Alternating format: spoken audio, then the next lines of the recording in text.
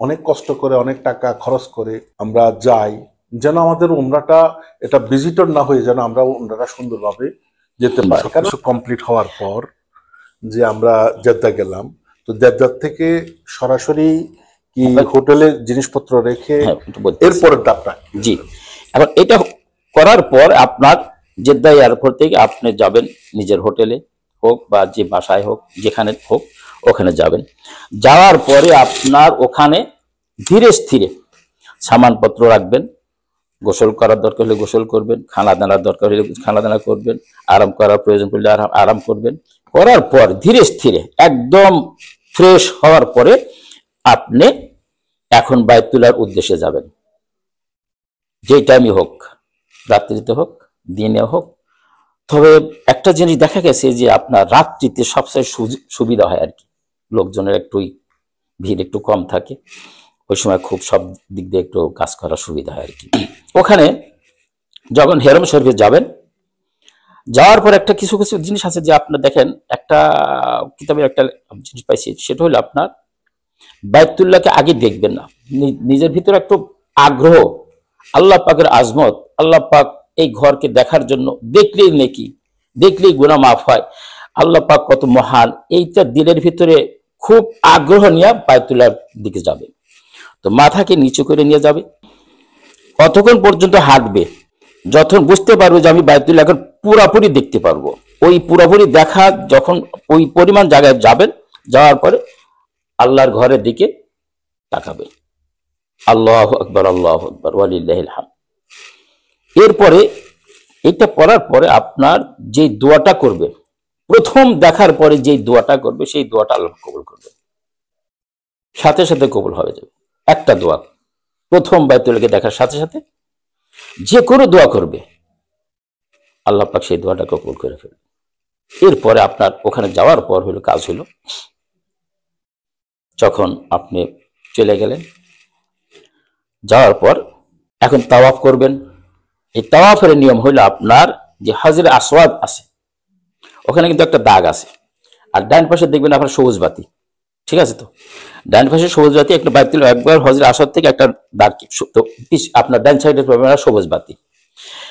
আপনার ওখানে যাওয়ার পর ঠিক ওই জায়গায় দাঁড়াইতে হবে, আপনাকে ওই দাগের উপরে দাঁড়াইতে হবে, আর আপনার চেহারাটা একদম পুরাপুরি হাজরে আসওয়াদের দিকে থাকবে, সোজা, একদম সোজা হাজরে আসওয়াদের দিকে থাকবে, কিন্তু একদম পুরা বডিটা, কিন্তু পুরা সিনাটা হাজরে আসওয়াদের দিকে থাকবে।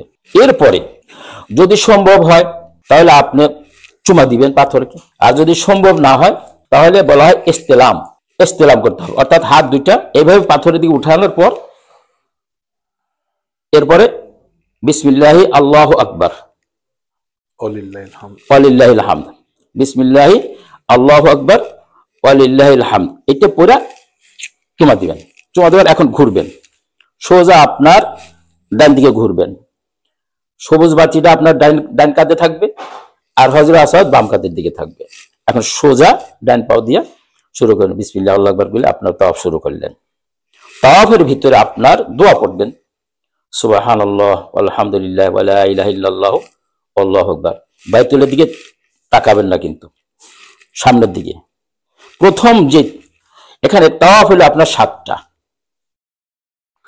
দর্শক মন্ডলী, এখন আমাদের যে রাজ্জাক ভাই যে জিনিসটা বলতেছে, তো আপনার এটা খুবই ইম্পর্টেন্ট, একটু অবশ্যই মনোযোগ সহকারে খেয়াল করবেন যে উনি কি বলতেছে। তাহলে আমাদের, আমি তো আগেই বললাম, তাহলে আমাদের যে যে উদ্দেশ্যে আমরা যা উমরা করতে যাই, ইনশাল্লাহ আশা রাখি ইনশাল্লাহ আল্লাহ সবকিছু তো মহান রব্বুল আলামিন কি মালিক, মাফ করে দেওয়ার মালিক আল্লাহ, কবুল করার মালিক, ইনশাল্লাহ আল্লাহ আমাদেরকে যেন কবুল করে। পরবর্তী এখন তাওয়াফ শুরু করবেন, সুবহানাল্লাহ আলহামদুলিল্লাহ ওয়ালা ইলাহা ইল্লাল্লাহু আল্লাহু আকবার। তাওয়াফ 7টা। প্রথম 3 তাওয়াফ যে হবে আপনার, এই 3 তাওয়াফের ভিতরে আপনার রমল করতে হবে, অর্থাৎ আপনার শরীরটা একটু বাহাদুরি দেখাইতে হবে, এটা নড়াচড়া করতে হবে। যেমন মনে করেন যে আমি দেখাইতেছি, ভিড় যদি বেশি হয়, তারপর আপনার শরীরটা এইভাবে আপনার হালকা হালকা হাঁটবেন, ভিড় যেহেতু সামনে ভিড়, অতিরিক্ত ভিড়, এই জন্য আপনি কি করবেন, এই হাত দুটো একটু নড়াচড়া করবেন, পাও এরকম, মানে শরীর এইভাবে হবে আর কি, এইভাবে। এটা হলো বলে রমল। আর যদি ভিড় না থাকে তাহলে তো সে বাহাদুরের মতো ছিল। আসলে এখন বর্তমান যে অবস্থা যেটা রাজাক ভাই, যে প্রচুর ভিড় হয়, অনেক সময় মহিলা হাজিগণে চলে আসেন, তো অনেক সময় হাত সেভের জন্য হাতটারে অনেক সময় ইয়া করতে হয়, তার না অনেক সময় এরপরে আপনার হাতটাকে আপনার এইভাবে রাখতে হবে, এইভাবে, হ্যাঁ এইভাবে রাখতে হবে, এইভাবে না, এইভাবে না, এইভাবে আপনার শরীরটা বাহাদুরের মতন হতে হবে, হ্যাঁ এইভাবে না, এইভাবে, হ্যাঁ এইভাবে রেখে আপনার যে যতটুকু সম্ভব, এই যে দেখেন আমি দেখাইতেছি, এভাবে করলে তো যতই ভিড় হোক তারপর কিন্তু আপনার নড়াচড় হইতেছে, পাওয়া নড়বে, আপনার হাতটা নড়বে, বডিটা নড়বে, কিন্তু দেখছেন তো আমাকে, এই দেখেন এই যে ভিড়, কিন্তু তারপর আমি নড়তেছি। এই 3টা তাওয়াফের ভিতরে এই কাজটা আপনারা করতেই হবে।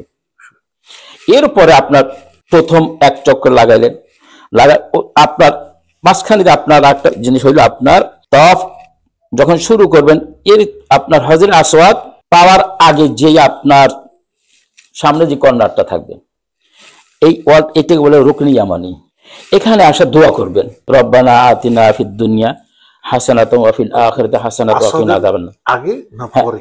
আসওয়াদের আগে। মনে করেন আমি দেখাইতেছি, এখান থেকে তাওয়াফ শুরু করছেন, এইটা হযরত আসওয়াদ।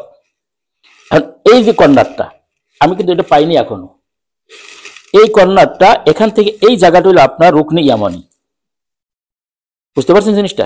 এটা কিন্তু রুকনি ইয়ামানি, এই কর্নার এখান থেকে, এই রুকনি ইয়ামানি এখান থেকে আপনি এইটুক, এই যে হযরত আসওয়াদ পর্যন্ত, এই যে জায়গাটা, এখানে দোয়া করা, দোয়া কবুল হওয়ার জায়গা। রব্বানা আতিনা ফিদ দুনিয়া হাসানাতাও ওয়া ফিল আখিরাতি হাসানাতাও ওয়া কিনা আযাবান্নার, এই দোয়া করবেন।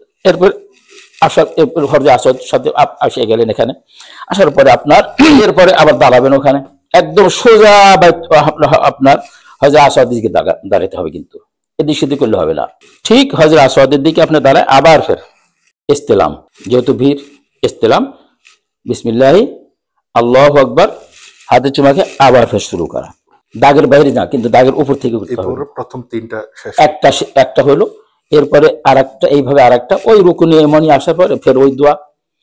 এর ভিতরে এই তাওয়াফের মধ্যে আপনার যত সম্ভব, যতটুকু বেশি আপনার দোয়া করা এবং জিকির করা। এই সময় দোয়া কবুল হওয়ার সময় হলে এই তাওয়াফের সময় দোয়া কবুল হয়, যত ইচ্ছা মতে দোয়া করবেন, নিজের মনের চাহিদা মতে। এই জন্য ইচ্ছা মতে নিজের ভাষায় নিজের আবেগকে ওইখানে প্রকাশ করা। একটা কথাই মনে রাখবেন, যে দেখেন এই যে আমি যে লব্বাইক করলাম, এই লব্বাইকটা এত গুরুত্বপূর্ণ জিনিস, আল্লাহ আমি সব কিছু ছেড়ে তোমার দরবারে এসে গেছি, চোখের পানি ফালাতে হয়।